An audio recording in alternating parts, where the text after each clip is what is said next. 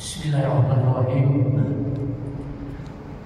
Assalamualaikum warahmatullahi wabarakatuh. Waalaikumsalam.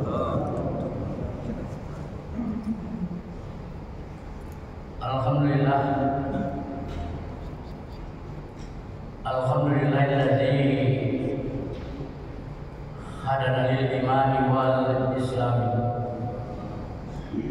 wa khasana bi syariati sayyidina Muhammadin khairil anam wa as'aluhu salamata minan naqami wal wafati ala iman wa asyhadu an la ilaha illallah wahdahu la syarika lah wa asyhadu anna Muhammadan abduhu wa rasuluh la nabiyya ba'da. Allahumma shalli wa sallim ala sayyidina Muhammad wa ali Muhammad kama shallaita ala Ibrahim wa ala Ibrahim fil alamin innaka Hamidum Majid. Bapak Ibu jamaah salat subuh Masjid Raya Bukit Marugah yang dimuliakan Allah, pada subuh pekan ini materi saya sudah sampai kepada part ke-26 atau bagian ke-26 yang menurut evaluasi Pak Desa ini sudah 5 bulan dibawakan dan akan kita kukuhkan setelah menjadi 50 bagian. Pada saat diluncurkan bukunya kita lakukan bedah, mungkin di masjid kita ini juga. Insya Allah bisa dilakukan pada tahun ini 2024. Judul bukunya Itikor, pengalihan atau pergantian. Pada subuh hari ini judulnya adalah pengalihan paradoks. Pengalihan paradoks. Kita sudah pahami bersama apa yang kita maksud dengan pengalihan, intikor atau pemindahan sesuatu yang dialihkan. Pekan lalu kita materinya pengalihan hampa. Hari ini pengalihan paradoks. Paradoks itu sesuatu yang antagonis, sesuatu yang bertentangan. Paradoks secara etimologi berasal dari bahasa Yunani, paradokson, dua hal yang bertentangan, mengalami antagonis. Yaitu manakala ada satu konsep yang sudah diterima dan sudah mapan di masyarakat, lalu kemudian ada pemikiran-pemikiran baru yang datang yang ironi dengan konsep lama. Artinya bagi yang melihatnya tidak masuk akal, mestinya tidak begitu, karena dia sudah memahami hal-hal yang sudah lama, yang sudah mapan. Inilah yang disebut mengalami paradoks, mengalami pertentangan, antagonis di dalam masyarakat. Terakhir ini ada YouTube beredar sesuatu yang sifatnya paradoks. Ada seorang profesor honoris causa, itu profesor mendapatkan penghargaan gelar dari perguruan tinggi. Tapi Tapi ini seorang tokoh yang cerdas. Cerdas dalam kemudian dia seorang penulis. Dia kolumnis, sering menulis di media surat kabar dan di YouTube. Pernah menjadi menteri. Luar biasa orangnya. Saya mengaguminya termasuk. Di YouTube ini tingkah laku pemikirannya mengalami paradoks. Ada yang mengatakan beliau itu sudah murtad, ada yang mengatakan belum. Ada yang bertanya, benarkah YouTube-nya beliau ini? Dan itu di masyarakat berkembang di kalangan YouTuber. Dia mengalami satu kondisi antagonis paradoks. Hingga pada saya naik di mimbar ini membicarakan hal ini, belum pernah ada pernyataan resmi dari beliau seperti apa. Sehingga di kalangan pembaca penonton YouTube itu mengalami sesuatu yang ironi, yang antagonis. Apa masalahnya? Beliau ini melakukan ritual-ritual keagamaan pada suatu komunitas agama yang dia mengaku bahwa dia aktivis di dalam komunitas itu. Dan di YouTube itu dia nampak melakukan ritual-ritual itu, ritual keagamaan itu.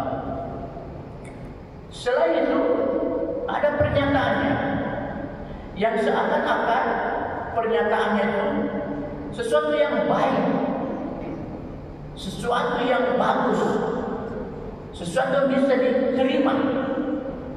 Inilah yang paradoks. Dan paradoksnya ini sangat luar biasa, karena akalnya, pikirannya mau melawan agama, mau melawan wahyu. Kalau seperti kita di Islam, kan semua dalil-dalil keagamaan kita berdasarkan Al-Quran dan hadis. Jika ada pikiran manusia yang membandingkannya dan mengatakan itu keliru, di situ kita boleh malah mengalami paradoks ironi seperti apa ini? Ada akal-akal pikiran yang bisa melawan wahyu. Al-haqqu min rabbuka fala takunanna minal mumtarin. Kebenaran itu dari Tuhanmu dan janganlah engkau ragu sedikit pun. Aku akan mengatakan. Dia katakan bahwa komunitas agama yang dia tekuni itu tidak ada sembahyang. Seperti apa ada satu kegiatan agama tidak sholat, tidak ada sembahyang, tidak ada ritualnya. Kemudian tidak ada doa. Karena dia mengulang-ulang ini tidak ada sembahyang, tidak ada doa. Bahkan yang ekstrim tidak ada rumah ibadah. Karena menurutnya rumah ibadah itu akan menimbulkan konflik. Baik konflik internal umat beragama maupun konflik antar umat beragama. Kenapa? Karena dia katakan pertandingan atau kompetisi rumah ibadah antara satu agama dengan agama yang lain atau internal agama itu membuat kompetisi yang akan berakhir dengan konflik. Jadi rumah ibadah ini mewah-mewahan. Kalau yang satu membuat rumah ibadah yang mewah, katakan bikin masjid yang mewah, yang lainnya juga bikin rumah ibadah yang mewah.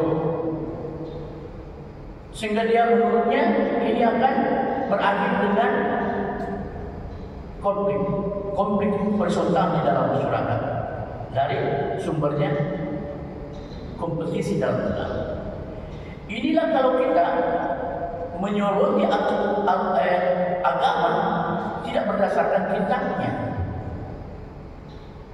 Kalau kita lihat kompetisi, pertandingan, perlombaan, kalau Islam itu ajarannya berkompetisi berfastabiqul khairat. Jadi dalam Islam tidak dilarang berkompetisi,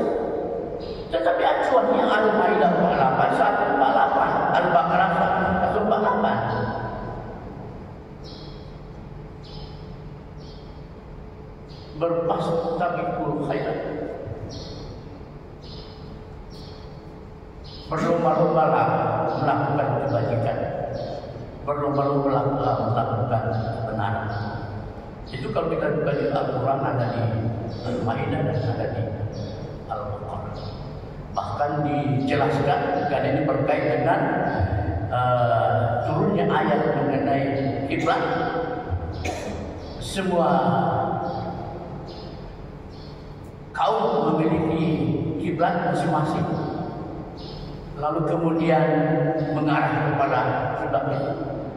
Setiap kaum itu memiliki kitab masing-masing. Kepada Allah semuanya akan kembalikan, berlepaskan kemuliaan. Profesor Dr. H.M. Ghani yang khutbah Jumat di masjid kita ini pekan lalu mengatakan Islam itu mengimani semua nabi-nabi yang pernah ada, hanya tidak melaksanakan syariatnya. Karena setelah turunnya Islam itu adalah pembenaran dari seluruh agama. Karena ada ayat yang mengatakan pada hari ini disempurnakan nikmatnya Allah kepada kita, disempurnakan agamanya, dan dia Allah itu ridho Islam menjadi agama. Dan dengan demikian kita mengimani menurut Pak Prof. Galib, tetapi tidak melaksanakan syariatnya. Jadi kita bisa berbeda-beda, menerima perbedaan, berfastabiqul khairat, berlomba-lomba kepada kebenaran, kebajikan, berlomba-lomba melakukannya. Kenapa saya harus katakan ini? Karena perdebatan yang timbul yang akibat dari hal yang antagonis, paradoks ini menimbulkan pertanyaan, apakah beliau itu sudah murtad atau belum? Ada yang mengatakan belum, ada yang mengatakan sudah. Yang ingin saya tegaskan di sini adalah Al-Baqarah ayat 8. Allah berfirman, wa minan nas may yaqulu amanna wa bil yawmil akhir wa ma hum bimu'minin. Jadi kita tidak usah berdebat dia murtad tidak murtad. Kita tidak usah menilai sesama, karena Allah sendiri yang menilai. Akan ada orang yang mengaku beriman, tetapi sesungguhnya dia sudah tidak beriman. Bahkan pada ayat yang lain Allah mengingatkan bahwa tidak bersyukur orang-orang yang tidak mengakui tanda-tanda kebesaran Allah. Semoga kita semua tetap dalam istiqomah di dalam keimanan kita dalam Islam, dan kita dapat merawat iman kita, karena orang beriman itu diuji. Waktu yang lalu orang beriman itu diuji, dan setiap yang berujian itu goncangannya keras. Jadi tidak ada alternatif bagi kita kecuali merawat iman ini, karena siapapun akan menghadapi ujian. Ahasiban nas ayyutraku ayyaqulu amanna wa hum la yuftanun. Janganlah orang itu mengaku bahwa dia sudah beragama, beriman, lalu selesai. Allah mengingatkan dalam Al-Quran, orang beriman itu diuji, dan mari kita sama-sama memeliharkan keimanan kita menghadapi ujian-ujian bagi keimanan ini. Aku lupa hasa wastaghfiruhu innahu huwal ghafurur rahim. Assalamualaikum warahmatullahi wabarakatuh.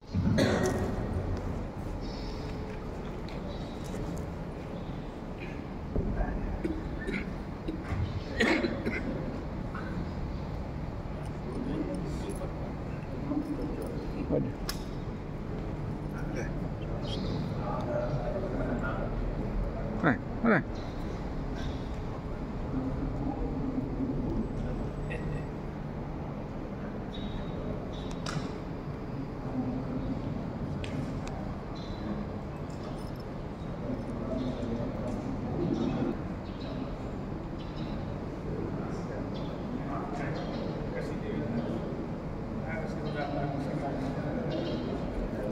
Hei,